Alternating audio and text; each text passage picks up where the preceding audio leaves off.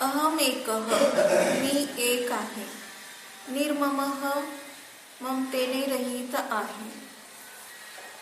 शुद्धः, शुद्ध आहे. ज्ञानी, ज्ञानवान आत्मा आहे. योगींद्र गोचरः, केवळ समाधीमध्ये ज्ञानींच्या अनुभवाने गम्य आहे. म्हणजे योगींद्राच्या गम्य म्हणजेच गोचर म्हणजे योगींद्राचा विषय म्हणजे आत्मानुभूतीनेच तो केवळ जाणण्यायोग्य आहे असं घ्यायचं. नाही तर कोणी एक विशिष्ट योगी आणि त्याच्या गोचर हा जीव आहे, पण तो प्रत्येकाचा जीव नाही तसा. म्हणजे प्रत्येकाचा जीव तसा जाणला जात नाही. तर ज्याने त्याने आपल्या आपल्या अनुभवाने म्हणजे अनुभूतीनेच गम्य होतो हे सांगितलं. त्याशिवाय संयोगजा हा भावा हा, आणि त्याशिवाय सगळे काय आहेत, अन्य संयोगी भाव आहे. आणि ते पण कसे आहेत, सर्वे अपि मत्तः सर्वथा बाह्यः, ते सर्व माझ्यापासून सर्वथा भिन्न आहे. काय समजलं यामध्ये आपल्याला?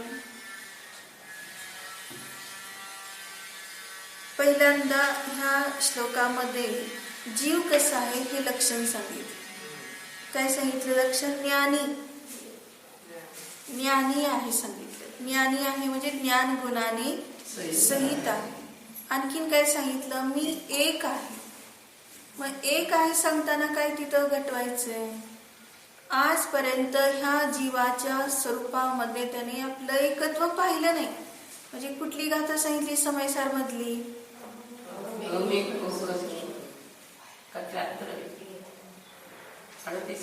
एक निश्चय गौ, तिसरी गाथा. एकत्व निश्चयगत म्हणजे एकत्व निश्चयामध्ये असलेला सुंदर आत्मा जाणला नाही. पाचवी गाथा तम एत विहक्त. मग ते एकत्व विभक्त स्वरूपाला आता आचार्य दाखवून देत आहेत. प्रत्यक्ष प्रामाण्य सहित आत्मानुभूती घेऊन तुम्ही काय करा, प्रामाण्य करा म्हणजे खरेपणा ठरवा. अशा रीतीने ह्या दोन्ही गाथेमध्ये, तिसऱ्या आणि पाचव्या गाथेमध्ये सांगितलं. मग तसं इथं सुद्धा एकोहम म्हणताना हेच सांगायचं आपल्याला की तू आजपर्यंत सर्वापासून विभक्त आत्म्याला पाहिलं नाही. आपण विभक्तपणा पाहतो, पण कुठं पाहतो? कुटुंबामध्ये विभक्त म्हणजे विभाग करायचा, किंवा धनाची वाटणी करायची म्हणतो. चोर चोरी करून आल्यानंतर जे त्यांची काही वाटणीदार आहे तिथं तो काय करतो, वाटणी करतो. किंवा जे व्यापार वगैरे करताना जे भागीदार आहेत त्यांना मग किती द्यायचं वगैरे हे ठरलेलं असतं. म्हणजे ती विभागणी आपल्याला माहिती आहे. पण ह्या सर्वापासून माझा आत्मा भिन्न ही विभागणी आपल्याला माहिती. म्हणजे खरं कुठं विभाजन करायचं, ज्याला उपयोगामध्ये घेऊन बसलाय तिथं विभाजन करायचं. आणि तेवढं केलं की बाहेर कुठलीच वाटणी करावी लागणार. कशी काय वाटणी करावी लागणार नाही? कारण शरीरातच आलो नाही. शरीरात आलो नाही तर आपण त्या पुद्गलाचे भागीदारच होत नाही. की आता आपल्याला एवढे कपडे पाहिजेत, एवढे दागिने पाहिजेत, हे घर पाहिजे, गाडी पाहिजे. हे केव्हा येते? शरीरात प्रवेश केल्यावर. शरीरातच प्रवेश केला नाही तर आता मुक्तच व्हायला निघालेत, तर आता त्या शरीरात असून सुद्धा कुठल्याही विभागात आता ते भागीदार होत नाही. म्हणजे साधं आपल्या क्षेत्रामध्ये सुद्धा तिथं कुठं थांबायला तयार होत नाही. भगवान कुठं गेले? लगेच केवळ ज्ञान झालं की 5000 धनुष्य उंचीवर जाऊन थांबले. नकोच ह्या तुमच्या कलकलाटामध्ये. आता पूर्ण मी एकटा, अजून आयुष्य आहे तोपर्यंत. पण ते काय पिच्छा सोडणारे आहेत का? इंद्र वगैरे आलेच, समोशरण रचना केलीच ती. मग त्या मानवांना पण बोलवलं, तिरेंच्यांना पण बोलवलं इंद्राने. कसं बोलवलं? हे तर आले तितके अलिप्त झालेले की 5000 धनुष्य उंचीवर गेलेत. मनुष्य आणि तिरेंचे काय तशी येऊ शकत नाही. ह्यांना वैक्रिक शरीरे देव येतात, पण त्या देवाने ह्यांना पण ओढून आणलं. तर 20,000 पायऱ्या केल्या ना त्यांनी. मग त्यांना काही गरज नव्हती 20,000 पायऱ्यांची. आदर समोशरण ठेवलं असतं देवाने, फक्त आपलं आपलं बघितलं असतं. आणि मनुष्य तिर्यांच्या नका याचं दिलंच नसतं चान्स तर काय झालं असतं, त्याला समोशरण म्हणता आलं नसतं. समोशरण जिथं येऊन समता भावाने राहतात ते समोशरण. अशा रीतीने समता भावाने ते दाखवायचे तिरेंचे मनुष्याच. देवांचं तर काय आहे, तिथं प्रश्नच नाही, कोण कोणाचा तिथं वैरी नाही. आणि त्यामुळं ते येतील, दिव्यध्वनी ऐकून जातील. परंतु त्याही पेक्षा इथं काय दाखवायचंय की ती अनंतानंत केवली आहे. किती जातात मोक्षाला त्यांच्या बरोबर केवली.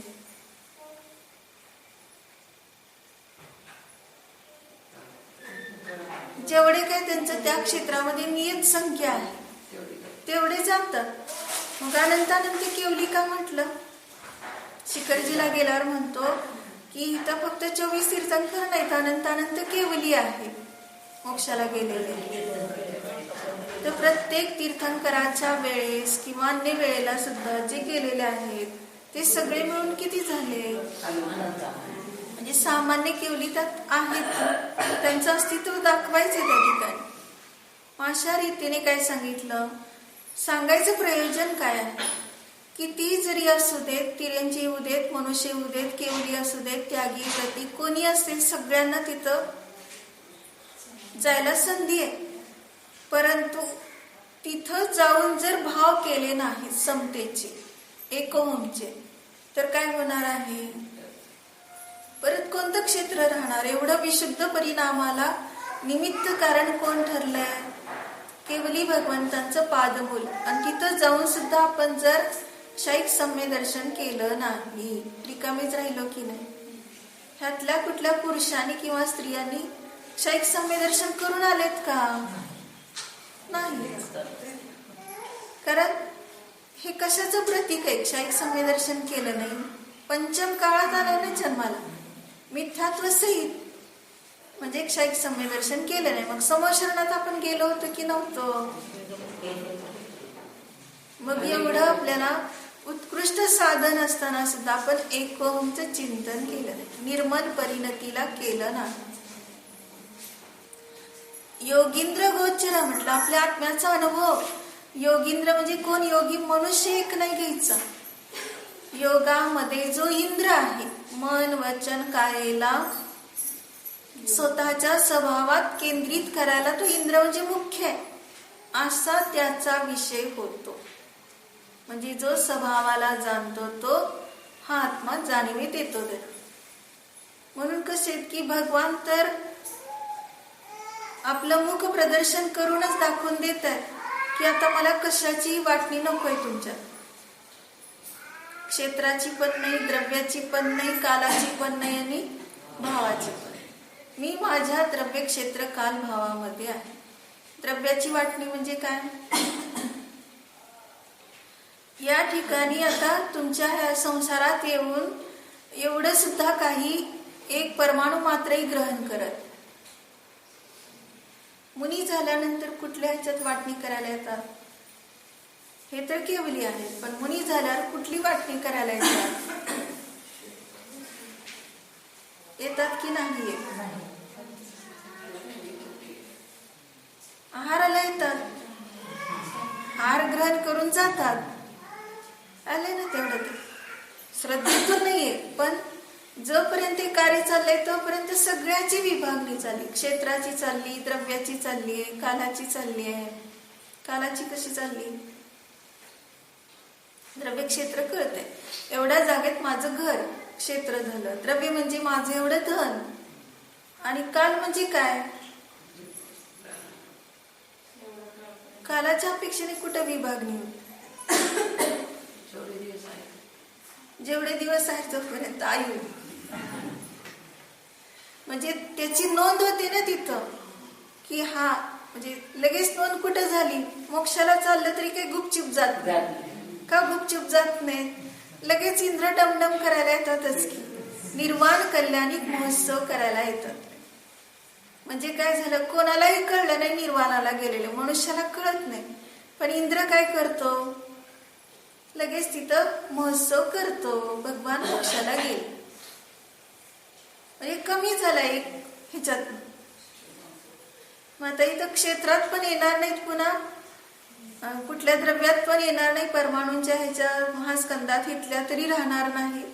आणि कालात पण विभागणी नाही, दिवस रात्र वगैरे. का आता झोपायचंय, आता आम्हाला फिरायला जायचंय, आता आम्हाला आमचं आयुष्य संपत आलंय, आमचं अजून सुरुवात झालीये वगैरे, हे सगळं कालाच्या अपेक्षेने विभागणी चालली आहे. आणि भावाच्या अपेक्षेने सगळं परद्रव्यातूनच घ्यायचंय ना. तर भाव म्हणजे काय आहे, गुण पर्याय वगैरे म्हणतो की नाही मला पांढऱ्या रंगाचे कपडे आणायचे, दुसरं कसल्या रंगाचे नाही पण पांढऱ्या रंगाचे आणायचे. पण कपडे आणायचेच ना, म्हणजे शेवटी तू कापसात वाटून घ्यायलाच चाललाय की नाही. कापूस काय म्हणतात, कापूस आता कमी झालाय आणि त्यात परत आपलं एक काय आहे, विभाग आहेच. किती साड्या पाहिजेत आपल्याला, किती ड्रेस पाहिजेत, पांढऱ्या रंगाचे, अजून रंगीत तर वेगळंच. पण पांढऱ्यामध्ये सुद्धा एवढी विभागणी करतो, तेवढी मागणी चालली आहे ना, मागणी तेवढी पुरवठा, म्हणजे विभागणी चालली आहे. म्हणजे अजून सर्वत्र आपलं कसं चाललेलं आहे की या ठिकाणी द्रव्य क्षेत्र काल भावाच्या अपेक्षेने विभागणी चालली. आपल्याला वाटेल नाही मी सगळं त्याग केलेलं आहे, तर मला काही सुद्धा नको. पण हे शरीर आहे म्हणजे तिथं तो भिकारी जरी असेल तरी त्याच्या अंगावर कोणीतरी एक वस्त्र टाकून देणारच, उघडं कोणाला बघवणारच नाही. लगेच काय जाता जाता एक अंगावर टाकलं त्याच्या, परत तो आता उपाशी म्हटले की त्याला एक रोटली दिलीच तरी मागो नाही तर न माग. झोपायला काही नाही म्हटल्यानंतर काय करतात, तिथं स्टँड बस वगैरे काय केलेलं आहेच की, कुठंतरी जाऊन कुठल्या तरी आश्रयाने जाऊन ते झोपतात.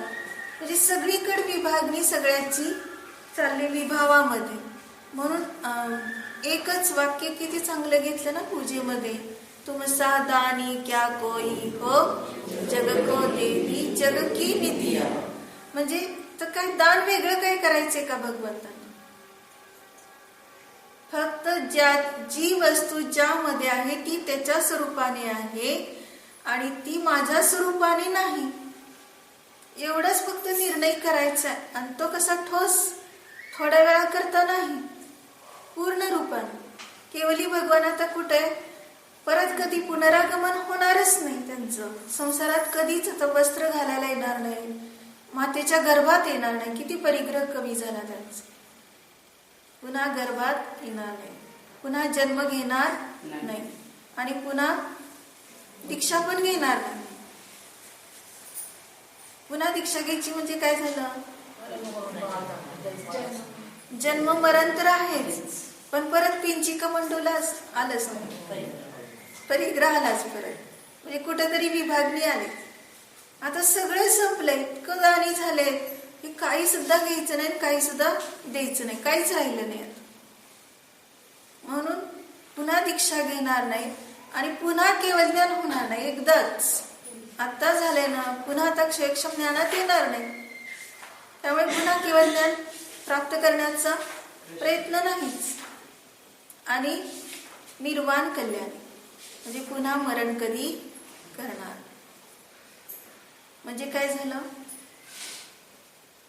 म्हणून त्यांना काय म्हटलं, तुमच्यासारखा दानी कोण आहे या जगामध्ये, तुमच्यासारखे तुम्हीच. जगाची निधी जगाला देऊन टाकली म्हणजे काय, ज्याला त्याला आपल्या आपल्या स्वरूपात ठेवलं. म्हणून प्रभुत्व सांगितलं ना सकाळी पंचास्तिकामध्ये. मग ते प्रभुत्व कुठं आहे, आता खरं प्रभुत्व झालं भगवंताचं. खरं प्रभुत्व अनंत काळपर्यंत असं प्रगट झालंय की आता कधी सुद्धा ते अप्रभुत्व होणार. आता त्यांचा कधी पराजय होणारच नाही. आपला सतत पराजय चाललाय. कुठं पराजय चाललाय, काढा ते वाक्य शोधून आहे राजवार्तिक मध्ये कुठं आलं होतं, विभाव परिणतीनेच ह्या जीवाचा पराजय होतो असं वाक्य आलेलं आहे. कुठं आहे पाहता, राजवार्तिकच्या कोणत्या अध्यायात. मग त्या विभाव परिणतीने हा पराजय आहे. मग तसं आता विभाव परिणती भगवंतांची होणारच नाही, कधीच होणार. म्हणून सतत कसे आहेत ते उदात्त. कुठल्या अलंकाराला धारण केले? धीर उदात्त अनाथ. म्हणजे इतकं उदात्त आहे की 3 लोक आले ज्ञानात येऊ दे, नाही आले न येऊ दे, काही त्यांच्याविषयी प्रयोजनच नाही. फक्त स्वच्छता एवढी आहे की आले ज्ञान, मग 3 लोक येऊ देत नाही तर 2 येऊ देत नाही तर असे किती पण 3 लोक येऊ देत, तरी सुद्धा त्यांना त्याच्याविषयी हर्ष ना विषाद. म्हणजे काय तर ते आपल्याला स्वतःलाच ते फक्त काय करतायत? मी बनवतायत, जाणतायत, स्वतःमध्येच परिणत होत आहेत. म्हणून या ठिकाणी किंचित मात्रही दुर्दशा नाही, सगळी संपली दुर्दशा. मग तसाच आपला स्वभाव एकोहम. कुठलं चिंतन? मी एक आहे. म्हणजे एवढा महान स्वभाव जर आपण लक्षात घेतला तर काही सुद्धा कोणालाही आपल्या उपयोगात आणण्याची गरजच राहिली नाही ना. पहिलंच पद कोणतं घेतलं आत्म्याचं? एको. ते ज्ञानी वगैरे आपण सगळं आत्म्याचं लक्षण करताना ज्ञानी करतो, म्हणजे ज्ञान दर्शन स्वभाव करतो. परंतु इकडं तर त्यांनी सांगताना काय केलं? एको. म्हणजे तिसरी गाथा पण ह्यासाठीच येतनिच्छे गव ह्यासाठीच घेतलेली आहे. म्हणजे सुंदरता तू ओळखली नाही म्हणून कुरूपतेमध्ये अडकला. जेवढं उपयोगात दुसऱ्याला घेतो तेवढा तू फक्त पराजितच झाला नाही तर कुरूप पण झाला. काय काय झालं? कुरूप झाला म्हणजे काय आहे तर आपल्या स्वरूपात राहिला नाही, पररूपात गेला, म्हणून त्याला पररूप म्हणजे कुरूप म्हणायचं. जसं आपल्या धर्मात राहिला नाही तर त्याला म्हणतो अधर्म झाला. काय म्हणतो? प्रवचन सारमध्ये अधर्म शब्द आलाय, अनात्मधर्म शब्द आलेला आहे आणि परधर्म किती शब्द आलेले आहेत?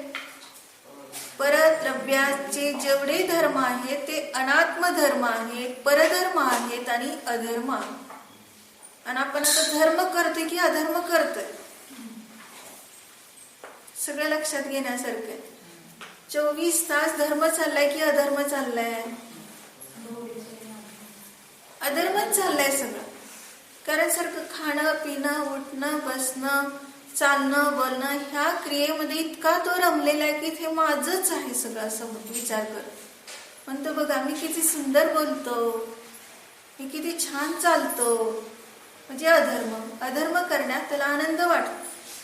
चालणारा आहे पुद्गल आणि म्हणतो मी किती चांगलं चालतो. बोलणारा आहे पुद्गल आणि म्हणतो मी किती चांगलं बोलतो.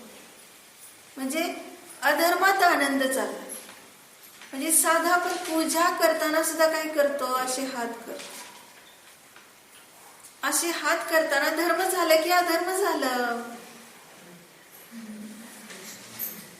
हाताची क्रिया करणं तुझं स्वरूप नाही, पण म्हणतो किती चांगली अगदी एकाग्रतेने पूजा केली. अधर्म झालेला काही कळलाच नाही. कुठं तन्मय झाला? पूजेच्या क्रियेत तन्मय झाला तर त्या क्रिया करणारा तू नाहीस, तो अधर्म आहे. शुभभाव करणारा सुद्धा तू नाही, तो परधर्म आहे, अनात्मधर्म आहे. मग शुद्ध भाव झाले तेवढीच तुझी पूजा झाली. जेवढे शुद्ध भाव झाले म्हणजे शुद्ध उपयोग केला तेवढीच पूजा झाली, बाकी सगळं अधर्म. एवढं आपल्या लक्षात म्हणता आले. काय करायचं आता? अधर्मच होतोय जास्त. शुद्धोपयोग किती महाग आहे, त्यात कसं होणार लगेच? एका पूजेत शुद्धोपयोग होत नाही. एका पूजेत किती वेळा व्हायला पाहिजे शुद्धोपयोग? 8 चान्स आहे. अष्टद्रव्य चढवताना प्रत्येक वेळेला आपण स्वतःला जाणू शकतो. पाण्यासारखा माझा आत्मा निर्मल स्वच्छ आहे. स्वच्छत्व शक्तीने सहित आहे. जाणलं काय झालं? एवढं जाणलं म्हणजे तिथं काय झालं? अधर्म जेवढा केला तेवढा सगळं धुवून टाकलं. तेवढ्या धर्माने त्या धर्माला धुवून टाकलं, म्हणजे शुभ भावाला धुवून टाकलं. म्हणजे इतकी शक्ती त्या स्वधर्मामध्ये आत्मधर्मामध्ये. पण आपण तेवढं प्रयत्नशील नाही, पुरुषार्थ तिथं करत नाही. पुरुषार्थ तिथंच करायला पाहिजे, पण का होत नाही? तर एकोहमचं चिंतन कमी पडते, अनुभव कमी पडते. हे सारखं आपण विकल्पात संकल्पात अडकलोय आणि त्यामुळे एक आत्मा विसरून चालतो. म्हणून ही दुर्दशा होऊ नये वाटत असेल तर काय केलं पाहिजे, कसं राहिलं पाहिजे. मग आता ते एक उदाहरण आहे की एक साधू, अन्य मतवादी साधू असतात आणि ते भिक्षा मागायला एका घरापुढे उभे राहिले आणि घटना कशी घडली, त्यांच्या डोळ्यासमोर एक सुंदर युवती दिसते. मग ते साधू तिला पाहून रडतात. मग ती त्या मुलीची आई असते, ती भिक्षा घेऊन आलेली असते. तुम्ही का रडताय? मग ती म्हटले की तुमच्या ह्या मुलीला पाहून मला रडू येते. का एवढं काय आहे? मग काय सांगितलं की तुमची ही मुलगी अतिशय अपायकारक आहे तुम्हाला, कारण हिच्या निमित्तात खूप तुम्हाला दुःख होणार आहे. मग तिच्या आईला पण वाईट वाटलं. मग ती म्हणाली की हे साधूच आहेत, तुम्हाला एवढं कळलंय तर आता तुम्ही सांगा त्याचा उपाय काय करायचा. मग त्यावेळेस ती काय म्हणते, म्हणजे साधू काय म्हणतात, हा त्याला एक उपाय आहे. काय करायचं, एका पेटीमध्ये तिला बंद करून नदीत टाकायचं आणि ती नदीत वाहत जाईल पेटी, आणि परत जेव्हा ती माघारी येईल तेव्हा ती तुम्ही घ्या पेटी. म्हणजे काय होईल, ती मुलगी मग तुम्हाला म्हणजे ते सगळं अपशकुन वगैरे आहे ते सगळं कमी होईल तुमचं.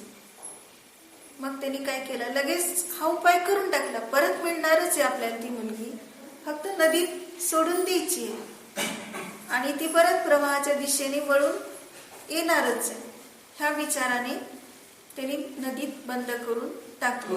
आणि ती आता जिथं ती थांबणार ती पेटी, तिथंच त्या साधूचं काय असतं, एक कुटी असते.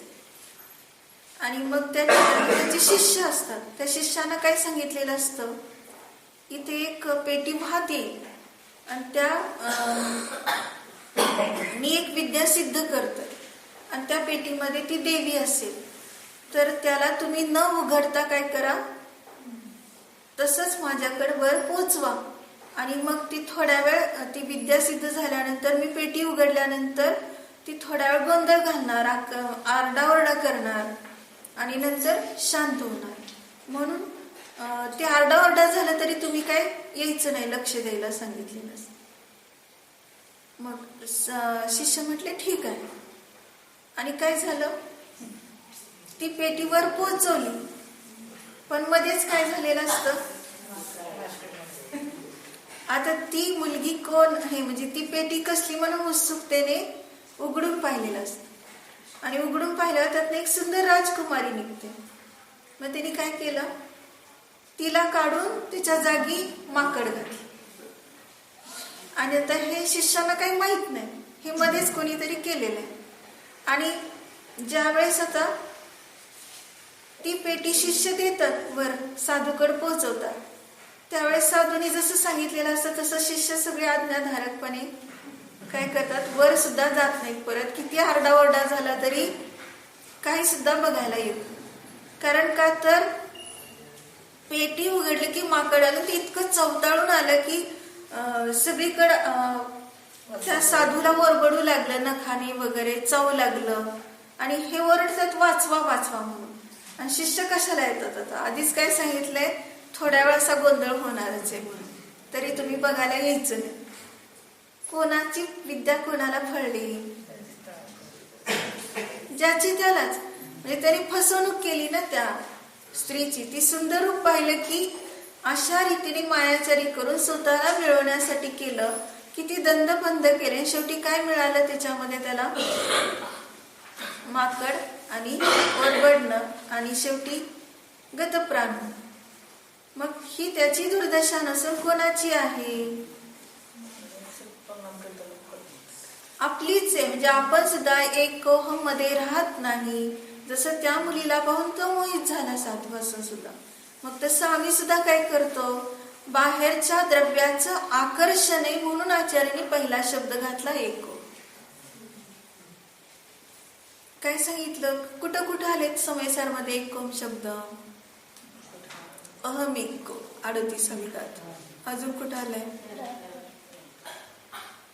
73 नंबरच्या गाथेत आले. अजून कुठं आलंय एकोहम, त्याच्यामध्ये तर आहे सांगितलं. आता असं एक शब्द कुठं आलेला आहे,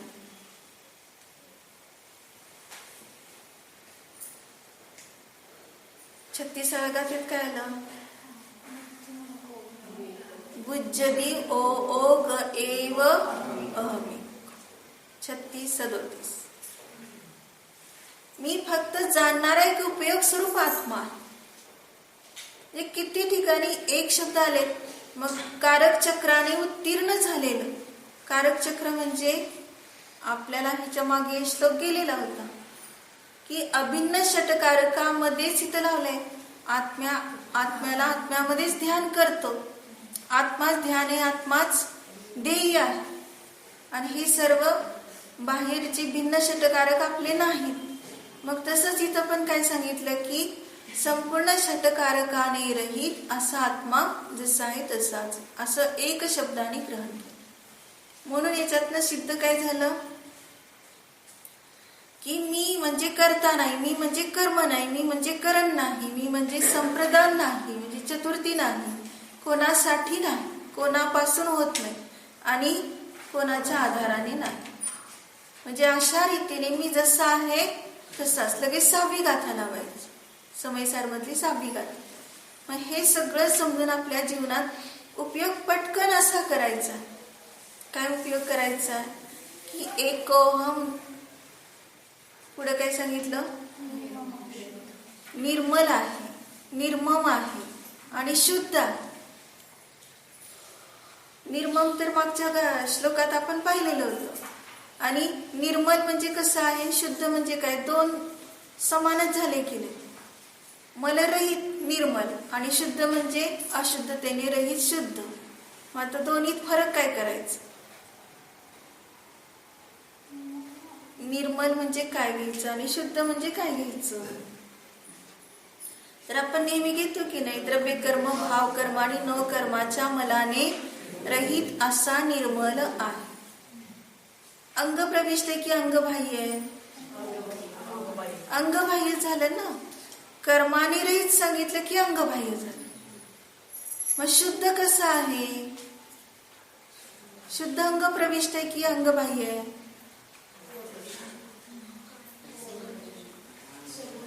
अनादि अनंत शुद्ध स्वभाव आहे. कारण त्याला कुठल्या पराची अपेक्षा झाली नाही म्हणून त्याला शुद्ध म्हटलं. म्हणून इथं काय झालं, निर्मल आणि शुद्ध ह्या दोन्हीमध्ये अनेकांत दाखवलं. आत्मा निर्मल पण आहे, शुद्ध पण आहे. पूर्वी कर्म होते का तर होते आणि आता नाही म्हणून निर्मल सांगितलं. आणि शुद्ध केव्हापासून आहे, अनादि अनंत आहे.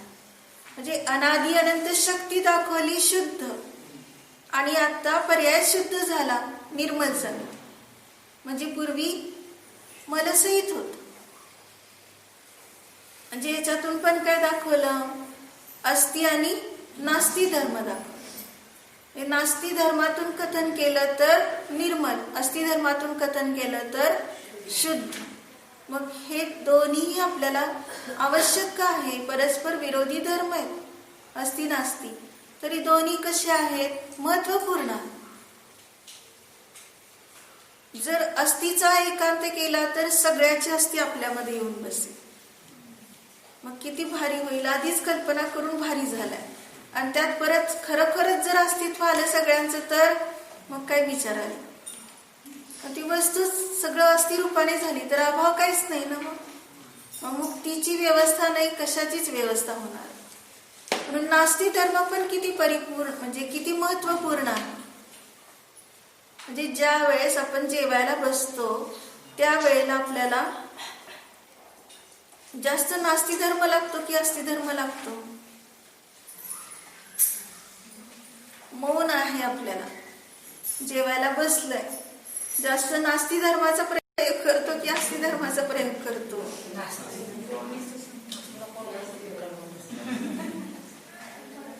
सारखं नको नकोच चाललेलं असतं ताटात. हात कसा असतो, काय ताटात आता टाकू नका, बास बास बास असं चाललेलं असतं. म्हणजे काय झालं, नास्ती धर्म नसताच तर काय झालं असतं, सगळं ताटात येऊन पडलं असतं, जे नको ते. आणि मग काय झालं, ते वर्णी मेरी जीवन गाथामध्ये वर्णीजींनी काय सांगितलं एका ठिकाणी, की मी भिडस्त आहे, कुठल्याही लोकांना दुखवत नाही. मग ते ज्या ठिकाणी खूप गर्दी असते आहार देताना, मग त्यावेळेस काय होतं, प्रत्येकाला द्यायचं असतं काहीतरी, मग त्यांना नाही कसं म्हणायचं. मग काय होतंय, एकतर जास्त खाल्लं तर आजारी पडते, आणि त्यांना नाही म्हटलं तर ते दुखावतात, आणि नाहीतर मग ताटात नसते. म्हटले काय करायचं, म्हटले हे माझी अशी सवय होऊन गेली की एक मनुष्य त्याच्यावर व्यवस्थित जेवण इतकं ताटात पडून राहते. कशाला असं पडून राहतंय, तर कुणाला नाही म्हणायचं नाही. कसं नाही म्हणायचं, जे अनिष्ट आहे ते पण पडतंय आणि नको असलं तरी पडते. अनिष्ट काय कशाला म्हटलं, जे शरीराला अयोग्य त्याला म्हणायचं अनिष्ट, नाही तर म्हणणार साधू इष्ट अनिष्ट करतात काय, तर शरीराला जे अपायकारक आहे ते का घ्यायचं नाही, तर त्याला अनिष्टाभक्ष म्हटलेलं आहे. अनिष्टाभक्ष का म्हणायचं त्याला, समजा सर्दी झालीये आणि काय खातोय तो, नारळाची बर्फी, काय काय म्हणतात, सीताफळ खातोय, नारळाचं पाणी पितोय. मग काय अनिष्ट भक्ष ते हे समजलं, विज्ञान गुण पाहिजे, नाहीतर अनिष्ट असून सुद्धा खात राहिला आणि मग सारखं काय होणार, ज्ञान ध्यान होणारच नाही. म्हणून हेही समजणं आवश्यक आहे. मग काय झालं की त्यांनी त्याला गुण म्हटलं नाही, उलट हा दोषच आहे, ते त्यासाठी त्यांनी लिहिलंय तसं. मग आपण पण तसं म्हणणार, आता आपण तरी कशाला कोणाला दुखवायचं, देतात देऊ देत म्हणणार. मग काय पण देऊ देत आणि काय पण खाणार का, आणि ताटात नाश केलं तर काय होतं, एक एक कण कुठलाही नाश झाला तर ते जिथं पडणार त्याच्या आश्रयाने किती जीव होतात. म्हणून ते पुन्हा असं टाकलं जाऊन त्याच्या आश्रयाने जीव होऊ नये म्हणून आपल्या जवळ राहिलेलं अन्न फेकून द्यायचं का, ह्याच्यातनं परत आहे. ताटात तर नाश करायचं नाहीच, पण समजा आपलं डब्यात राहिलंय किंवा अजून काय करता करता राहिलंय किंवा करून खाऊन उरून राहिलंय, आणि त्यात कुणाला द्यायचं म्हणून कोणाला द्यायला पात्र दिसत नाही म्हणून दिलं टाकून जेवण, म्हणजे मातीतच का गटारीत टाकतो कुणाच ठाऊक. मग ते सगळं किती जीव होणार त्याला. आणि अंतराय कर्म परत बांधलं. अंतराय कर्म म्हणजे अन्न टाकून देणं म्हणजे अंतराय कर्म आहे. ते कुणाला तरी दिलं पाहिजे. आपण शुद्ध ताजच आहे, चांगलंच आहे, देण्यामध्ये संकोच करायचा नाही. हे आपलं शिल्लक राहिलंय आणि ते दिलं कोणाला तर त्याच्या पोटात तरी पडलं, नाही तर असं टाकून दिलं तर अंतराय कर्म तरी होतंय, जीवजंतू हिंसा होते, जीवजंतू होऊन. अशा रीतीने सगळा विवेक असेल तर आपोआपच ह्याच्यातनं तरणार आहे. नाहीतर म्हणतो काय आता निश्चय सांगता सांगता परत व्यवहारावर असावी गाडी. तर एकोहम निर्मल शुद्ध शुद्ध शुद्ध आहे म्हणून इकडं अशुद्ध करत राहिला, हिंसा करत राहिला. आपल्या परिणतीमध्ये कधीही हिंसा होऊ नये ह्याची काळजी अत्यंत घेणं आवश्यक आहे. सर्व व्यवहाराच्या दृष्टीने घ्या, आपल्या विचाराच्या दृष्टीने घ्या. कोणतंही सर्व कसं पाहिजे की ज्यामध्ये उपद्रव होणार नाही, रागद्वेष होणार नाही, अशा पद्धतीने झाले. म्हणून ज्ञानी योगींद्र गोचर. ज्ञानी म्हणताना सुद्धा इथं काय घेतलं, ज्ञान गुण घेतलं. ज्ञान गुणाच्या मुख्यतेने जीवद्रव्याकडे लक्ष केंद्रित केलं. हे तर महत्वाचं आहे, कारण ज्ञानच नसेल तर ज्ञान नसेल तर तो काहीच करू शकणार नाही. म्हणून ज्ञानानेच हे सर्व काही होतंय. म्हणून सर्वात आम्हाला महत्वाचं काय, भेद विज्ञान करणं. म्हणून योगींद्र गोचर म्हटलं ना पुढं, तर तो काय आहे की जो आपला योग स्वभावात लावतो, म्हणजे मन वचन कायेला आपल्यामध्येच ठेवतो, तर त्याचं काय होतं, बाह्य संयोग जे फार महत्वाचं आहे. परत आता हे सर्व नास्ती रूप सांगितलं. बरं, हे सगळं काय सांगितलं होतं, आत्म्याचे धर्म सांगितले. आणि पुढे हे काय, सर्व संयोग ज्या भावा म्हटलं, म्हणजे संयोगापासून उत्पन्न होणारे हे सर्व भाव बाह्य आहेत, माझ्यापासून ते सर्व देखील सर्वथा भिन्न आहेत. हे फार महत्वाचं आहे. सर्व संयोगज भावामध्ये आम्ही इतके अडकलेले आहोत की आम्हाला काय वाटतं, संयोगज भाव पहिल्यांदा समजून घ्यायचं. कशाला म्हणायचं संयोगज भाव? संयोगापासून उत्पन्न होतात त्याला म्हणायचं संयोगज भाव. आणि आपल्या एकट्यामध्येच होतात ते कोणते आहेत? आपल्या एकट्यामध्येच होतात ते कोणते भाव आहेत? शुद्ध. कारण शुद्ध स्वरूपाला पराची अपेक्षा नाही, निरपेक्षपणे स्वतःच्या स्वरूपाला जाणून जे प्रगट होतं ते शुद्ध भाव. आणि संयोगज भाव म्हणजे शुभ अशुभ भाव. पराच्या संयोगात जे उत्पन्न होतात त्याला म्हणायचं संयोगज भाव. मग शुभ भाव, भगवंतांच्या मूर्तीला पाहून आनंद झाला. एवढा आनंद झाला की रोमांच आले शरीरावर, डोळ्यात आनंदाश्रू आले.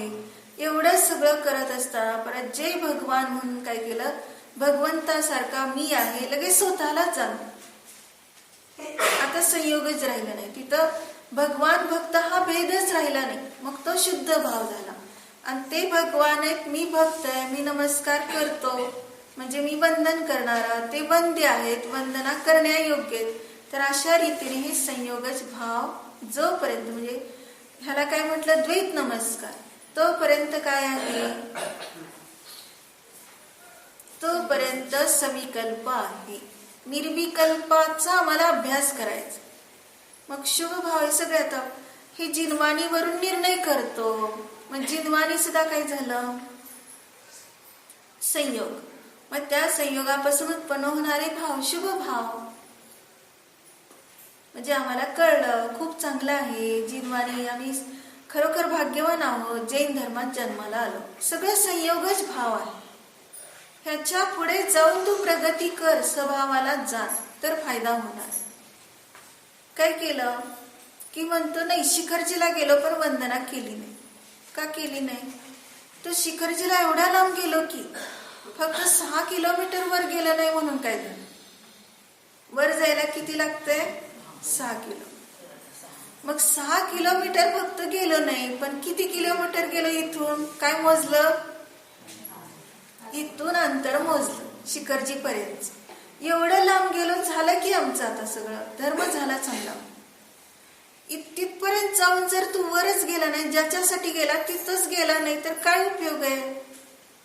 वंदना केली नाही, जिथून भगवान मोक्षाला गेले त्यासाठी तू क्षेत्र मंगल करायला गेलाय आणि ते सोडून आलास. तसं म्हणतो मी तर किती पूजा केली, स्वाध्याय केलं, शक्रिया केली, सर्व काही केलं, आता कशाला अजून आत्मानुभूती घ्यायची आहे? ज्यासाठी तू हे सर्व करतोय ते तर काय आहेत, ते संयोगच भाव आहे. आणि त्याच्या अति स्वभावाला जाण तर काय होतंय, शुद्ध स्वरूपाला प्राप्त होत. म्हणजे संयोगच भावापासून सहज तू भिन्न झाला. ह्याला तू धर्म समजू नको, हे माझं चांगलं चाललंय आणि मी ह्याच्यापासून भिन्न नाहीच. त्या संयोगच भावालाच आपलं समजतंय, त्यामुळे त्याचे हे सर्व दुर्दशा चालली. माझा मुलगा म्हटले की आपल्यापासून तो अभिन्न समजतो. तू समज किती पण अभिन्न, पण तो वेगळाच आहे. तो आपल्यापासून वेगळा आहे म्हणून तो शाळेत जातोय, आपल्यापासून वेगळा आहे म्हणून तो मंदिरात जातोय, आपल्यापासून वेगळा आहे म्हणून स्वतंत्र बसून जेवतोय, म्हणून तो स्वतंत्र जेव्हा झोप येते तेव्हा झोपतोय, आपल्याला घेऊन झोपत. त्याच्यात अडकलं तर काय होतंय पाहिलं ना, शक्ती चेतनामध्ये काय होतं, डोक्याला डोकं चिकटलेली 2 केस होते ना, एक मुलगा आणि जुळे मुलं आणि जुळे मुली. मग ते डोक्याला डोकं चिकटल्यावर आता कसं राहायचं त्या दोघांनी? ह्याला ओढलं की तो ओढला जाणार, त्याला ओढलं की ह्याला ओढला जाणार. ह्याला झोपायचे तर त्यालाही झोपावं लागणार, ह्याला उठायचे तर हा पण उठणार, ह्याला खायचे तर हा पण खायला जाणार, नको वाटलं तर काय म्हणून चालतच नाही. आता ते सगळ्या क्रिया दोघांनी मिळून करायची. कसं करणार? हे संयोगच भाव, त्याचं प्रतीक. म्हणून मी आत्ताच हे सर्वाला जे कर्मकृत आहे ते माझं नाही, ह्याला 215 नंबरची गाथा समयसार मध्ये सांगितली. ते सगळं वियोग भावाने भोगतो, वर्तमान माझा परिग्रह नाही. 12 नंबरचा श्लोक रत्नकरण मध्ये सांगितलं. हे सर्व काय आहे? कर्म परवशे सांगते. संयोगच भावात हे सगळं आलं. कर्म परवश आहे, ते माझं नाही, म्हणून मला त्याच्याविषयी आस्था राहिली नाही. जे जे कर्मजनित आहे त्याच्याविषयी मला आस्था नाही. जे हे संयोगात उत्पन्न होणारे भाव आहेत, कोणाला तरी पाहून हसू आलं, संयोगच. कोणाला तरी पाहून रडू आलं, कोणाला तरी पाहून भाव बिघडले, कोणाला तरी पाहून भाव सुधारले, संयोगच आहे, ते माझं नाही, मी याच्यापासून भिन्न आहे. हे समजलं तर परम शांतीला प्राप्त.